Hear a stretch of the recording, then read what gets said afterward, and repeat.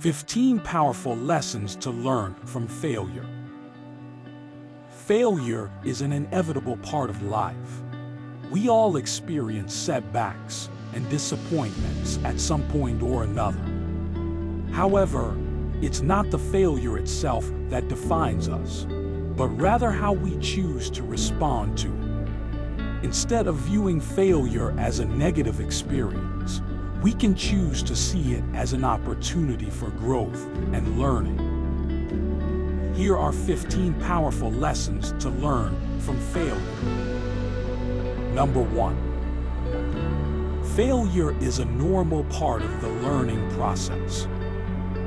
It's through making mistakes and experiencing setbacks that we learn and grow. Embrace failure as a natural part of the journey towards success. Number 2. Failure can help us discover our strengths and weaknesses. By reflecting on our failures, we can identify areas where we need to improve and areas where we excel. This self-awareness can help us set more realistic goals and develop a plan to achieve them. Number 3. Failure can teach us resilience. It's easy to get discouraged when things don't go as planned, but it's important to persevere and keep trying. Each time we overcome a setback, we build our resilience and become better equipped to handle. Number 4. Failure can help us develop a growth mindset. Instead of seeing failure as a personal deficiency, we can choose to see it as an opportunity to learn and grow. This mindset shift can help us approach challenges with a more positive and proactive attitude. Number 5. Failure can teach us to be more self-compassionate. It's easy to get down on ourselves when we fail, but it's important to remember that everyone makes mistakes. Practice self-compassion by talking to yourself with kindness and understanding, rather than harsh judgment. Number 6. Failure can help us learn to be more adaptable. When things don't go as planned, we often have to pivot and find a new solution. This ability to adapt is an important skill in today's fast-paced and constantly changing world. Number 7. Failure can teach us to be more persistent.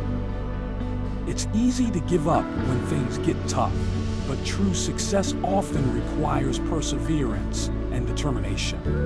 By learning to keep going even when things don't go as planned, we can achieve our goals and reach new heights. Number 8. Failure can help us build stronger relationships. By being open and honest about our failures, we can foster deeper and more authentic connections with others. Sharing our vulnerabilities can help us feel more connected and supported. Number 9. Failure can teach us to be more self-aware. By reflecting on our failures, we can gain insight into our thought patterns, behaviors, and habits. This self-awareness can help us make more mindful and intentional choices in the future. Number 10. Failure can help us learn to embrace change. When things don't go as planned, we often have to let go of our original vision and adapt to new circumstances. By learning to be more flexible and open to change, we can become more resilient and adaptable. Number 11. Failure can teach us to be more flexible. When things don't go as planned, it's important to be able to adapt and find new solutions. By learning to embrace change and be more flexible, we can become more resilient and better equipped to handle unexpected challenges. So the next time you experience a setback, try to see it as an opportunity to learn and grow. And keep an open mind as you explore new paths towards success. Number 12. Failure can help us learn to set more realistic goals. When we set realistic goals, we set ourselves up for disappointment. By learning from our failures, we can identify what works and what doesn't, and set more realistic goals that are achievable and sustainable. Number 13. Failure can teach us to be more proactive. Rather than simply reacting to setbacks and disappointments, we can choose to be proactive and take control of our lives. By taking a proactive approach, we can identify potential challenges and obstacles in advance and take steps to overcome them. This proactive mindset can help us stay one step ahead and increase our chances of success. Number 14. Failure can help us learn to be more creative. When things don't go as planned, we often have to think outside the box and come up with creative solutions. By learning to embrace failure as a catalyst for creativity, we can develop new ideas and approaches that lead to success. Number 15. Failure can help us learn to appreciate success. When we finally achieve our goals after overcoming setbacks and failures, it makes the success all the more rewarding. By learning to appreciate the journey and the struggles along the way, we can fully appreciate and celebrate our successes. In conclusion, failure is an inevitable part of life, but it's not the end of the world. By learning from our failures, we can gain valuable insights, build resilience, and set ourselves up for future success. Remember that it's not the failure itself that defines us, but rather how we choose to respond to it. So the next time you experience a setback, try to see it as an opportunity for growth and learning, and keep moving forward towards your goals. Fixed mindset versus growth mindset. How to know what yours is. Have you ever found yourself stuck in a rut, unable to make progress or achieve your goals? It could be that you have a fixed mindset, holding yourself back from growth and change. On the other hand, if you are constantly striving to learn and improve, you likely have a growth mindset. Understanding the difference between these two mindsets can help you identify your own and make positive changes in your life.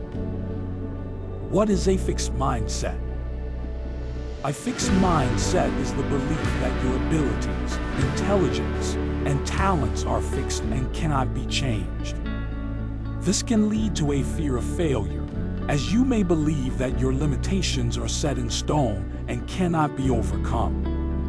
People with a fixed mindset may be more resistant to trying new things or taking on challenges, as they are afraid of being judged or falling short. They may also be more focused on short-term goals and avoiding failure, rather than looking towards long-term growth and improvement. Examples of fixed mindset thinking includes: I'm just not good at math. I'm not a natural-born leader. I'm not smart enough to start my own business. What is a growth mindset? On the other hand, a growth mindset is the belief that your abilities, intelligence, and talents can be developed and improved upon through effort and learning. People with a growth mindset are more open to challenges and see failures as opportunities for growth, rather than setbacks. They are more focused on long-term goals and are willing to put in the work to get there. Examples of growth mindset thinking includes: I may not be good at math now, but I can work on improving my skills. I may not have all the necessary leadership skills, but I can learn and develop them. I may not have all the knowledge I need to start my own business, but I can learn and seek out resources to help me succeed. How to know what your mindset is. There are a few key signs that can help you determine whether you have a fixed or growth mindset. 1. Your response to challenges. Do you see challenges as opportunities to learn and grow, or do you avoid them because you are afraid of failing? 2. Your attitude towards effort. Do you believe that effort is necessary for success, or do you believe that talent is all that matters? 3. Your reaction to failure. Do you see failure as a learning opportunity, or do you see it as a personal flaw or defeat? 4. Your willingness to try new things. Are you open to trying new things and stepping outside of your comfort zone, or do you prefer to stick to what you know and avoid risk? Benefits of a growth mindset. Adopting a growth mindset can bring numerous benefits, including greater resilience and adaptability. A growth mindset allows you to bounce back from setbacks and see them as opportunities to learn and grow. Improved performance. Studies have shown that people with a growth mindset tend to perform better academically and professionally, as they are more open to learning and improvement. Greater potential for success. A growth mindset allows you to take on challenges and pursue your goals with determination and perseverance, increasing your chances of success. Increase well-being.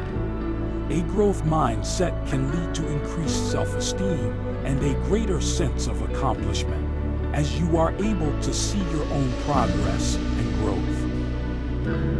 How to develop a growth mindset. You have a fixed mindset. It's not too late to change it. Here are some tips for developing a growth mindset. 1. Practice self-reflection. Take time to reflect on your own thoughts and beliefs about your abilities and potential. Are you holding yourself back with fixed mindset thinking? 2. Seek out challenges. Don't shy away from challenges. Embrace them as opportunities to learn and grow. 3. Embrace effort. Recognize that effort and hard work are necessary for success, and that progress and improvement take time. 4. Learn from failures. Instead of viewing failures as personal flaws, try to see them as opportunities to learn and improve. 5. Seek feedback. Don't be afraid to seek out feedback and constructive criticism. It can help you identify areas for improvement and growth. 6. Surround yourself with growth-minded individuals. Surrounding yourself with others who have a growth mindset can help to reinforce this mindset and provide support and encouragement for your own growth and development. Conclusion. Understanding the difference between fixed and growth mindsets can be a valuable tool in your personal and professional development. By recognizing and changing fixed mindset thinking, you can open yourself up to new opportunities and greater potential for growth and success. Remember that your abilities and potential are not fixed, and with effort and determination, you can continue to learn and improve throughout your life. How to say no in a respectful and assertive way. Saying no can be a difficult task for many people. Whether it's saying no to a request from a friend or colleague, declining an invitation, or simply setting boundaries, saying no can often feel uncomfortable or even intimidating. However, learning to say no effectively is an important skill that can help you manage your time and energy, protect your mental and physical well-being, and maintain healthy relationships. Here are 10 tips for saying no in a respectful and assertive way. Number 1. Know your limits and boundaries. Before you can say no effectively, you need to be clear on what you are and are not willing to do. Take some time to reflect on your values, priorities, and goals, and be honest with yourself about what you can and cannot handle. This will help you make decisions that align with your needs and values, rather than feeling overwhelmed or stretched too thin. Number 2. Use I statements. When saying no, it's important to express your own thoughts and feelings rather than blaming or judging others. Using I statements allows you to take responsibility for your own boundaries and decisions, rather than implying that the other person is the problem. For example, instead of saying you're asking too much of me, try saying I'm sorry, but I'm not able to commit to that right now. Number 3. Offer alternatives or solutions. Saying no doesn't have to be an absolute rejection. If you're not able to do something that someone has requested of you, try suggesting an alternative or offering a solution. For example, if a friend asks you to meet up on a night that you already have plans, you might say something like, "I'm sorry, but I already have plans that evening. How about we meet up on a different night instead?" This shows that you're open to finding a way to accommodate the other person's request, while still setting a clear boundary. Number 4. Be direct and clear. It's important to be clear and direct when saying no, especially if you're declining an invitation or request. Vague or ambiguous responses can leave the other person feeling unsure or confused, and may lead to further misunderstandings or resentment. Instead, be clear and concise in your response, and avoid giving false hope or making excuses. Number 5. Practice saying no. Saying no can be difficult, especially if you're not used to it. One way to get more comfortable with saying no is to practice in low-stakes situations. For example, you might try saying no to a request from a telemarketer, or declining an invitation to an event that you're not interested in. As you get more comfortable saying no in these types of situations, it will become easier to do so in more important or difficult situations. Number 6. Remember that it's okay to say no. It's important to remember that it's okay to say no, and that you have the right to set boundaries and prioritize your own needs and well-being. Saying no doesn't make you a bad person or a poor friend, and it's important to remember that everyone has the right to say no in certain situations. Number 7. Use body language and tone. Nonverbal cues such as eye contact, posture, and facial expressions can all contribute to how your message is received. Make sure that your body language and tone of voice match the assertiveness of your words.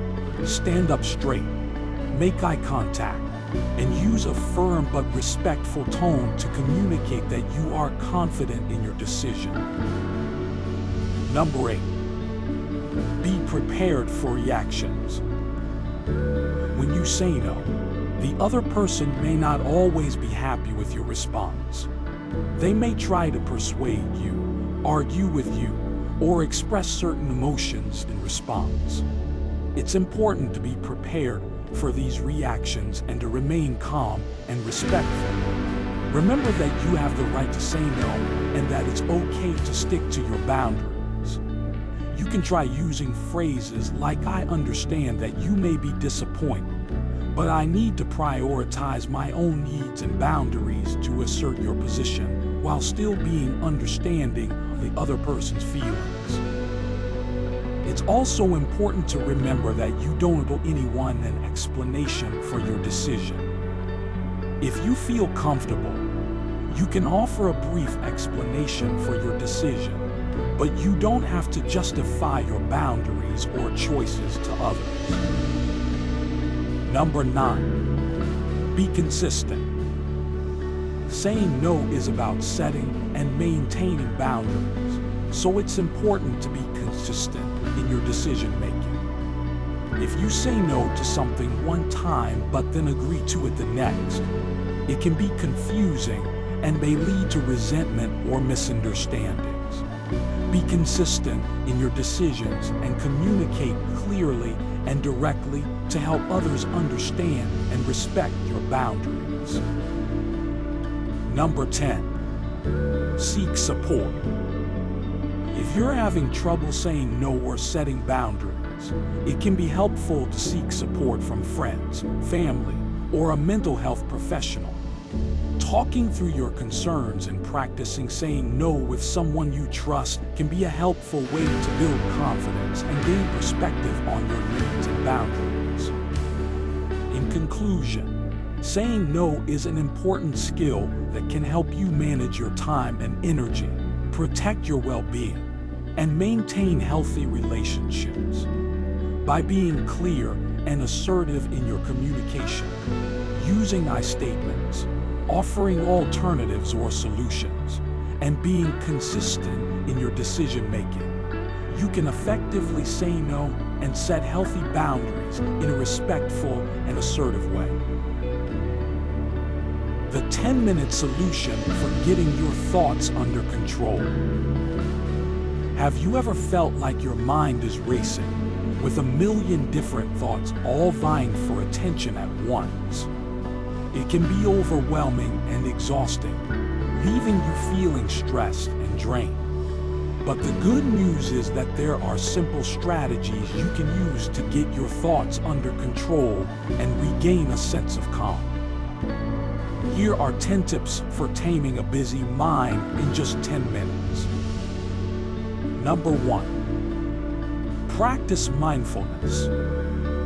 Mindfulness is the act of focusing on the present moment without judgment. It involves paying attention to your thoughts and feelings in a non-reactive way. To practice mindfulness, try sitting quietly and focusing on your breath. If your mind wanders, gently bring it back to the present moment. You can also try incorporating mindfulness into your daily activities, such as taking a few deep breaths before a meeting or paying attention to your senses while eating. Number 2, write it down. Sometimes, our thoughts can feel like they're swirling around in our heads, making it hard to make sense of them. One way to get a handle on your thoughts is to write them down. Take a few minutes to jot down whatever is on your mind, without worrying about grammar or structure. This can help you clarify your thoughts and gain a better understanding of what's going on in your head. Number 3, take a break. If you're feeling overwhelmed, it can be helpful to step away from the situation for a few minutes. Take a short walk, do some stretching, or simply sit and close your eyes. Taking a break gives your brain a chance to rest and can help you come back to the task at hand with a fresh perspective. Number 4, use positive self-talk. Our thoughts have a huge impact on our emotions and behavior. If you're constantly telling yourself negative things, it's no wonder you're feeling overwhelmed. Try replacing negative thoughts with positive ones.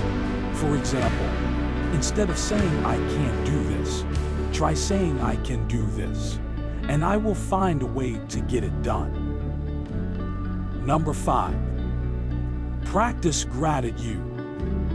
Gratitude is the act of focusing on the things you're thankful for, rather than dwelling on the negative. Take a few minutes each day to write down 3 things you're grateful for. This can help shift your focus from what's going wrong to what's going right, which can have a calming effect on your mind. Number 6. Use visualization. Visualization involves creating mental images of what you want to achieve or how you want to feel. Close your eyes and take a few deep breaths. Then imagine yourself in a calm, peaceful place. Imagine all the details of this place, the sights, sounds, and feelings you experience there. You can also visualize yourself achieving your goals or overcoming challenges. This can help you feel more in control and give you the motivation to take action. Number 7. Practice deep breathing. Deep breathing is a simple yet effective way to calm the mind and reduce stress. To practice deep breathing, sit comfortably and place one hand on your stomach and the other on your chest. Take a deep breath in through your nose, feeling your stomach expand. Then exhale slowly through your mouth. Repeat this process for a few minutes, focusing on your breath and letting go of any thoughts that come to mind. Number 8. Use affirmations.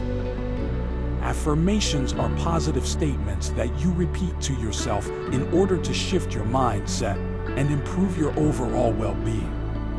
They can be particularly useful for combating negative self-talk and building self-confidence.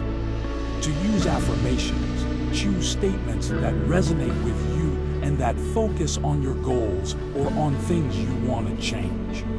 For example, you might say, "I am confident and capable," or "I am worthy of love and respect." Repeat your affirmations to yourself several times a day, either out loud or silently in your mind. You can also write your affirmations down and post them in a place where you'll see them frequently, such as on your bathroom mirror or on your fridge. The more you repeat your affirmations, the more they'll start to sink in and become a part of your daily mindset. Number 9. Practice relaxation techniques. There are many relaxation techniques you can use to calm your mind, including progressive muscle relaxation, guided imagery, and meditation. To practice progressive muscle relaxation, start by tensing and relaxing different muscle groups in your body, starting with your feet and working your way up to your head. Guided imagery involves using your imagination to visualize a peaceful, calming scene. Meditation involves focusing on a single point of attention, such as your breath or a mantra, and letting go of all other thoughts. These techniques can help you relax and find inner peace. Number 10. Seek support. Sometimes it can be helpful to talk to someone about what's going on in your head. This could be a friend, family member, or mental health professional.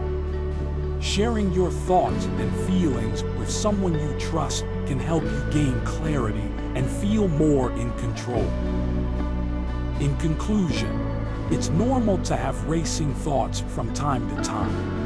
But if you're feeling overwhelmed and like you can't get your thoughts under control, there are simple strategies you can use to calm your mind.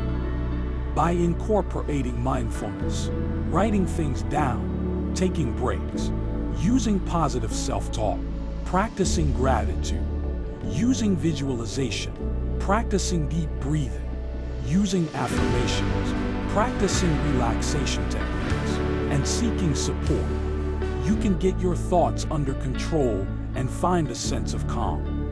Try incorporating these techniques into your daily routine and see how they work.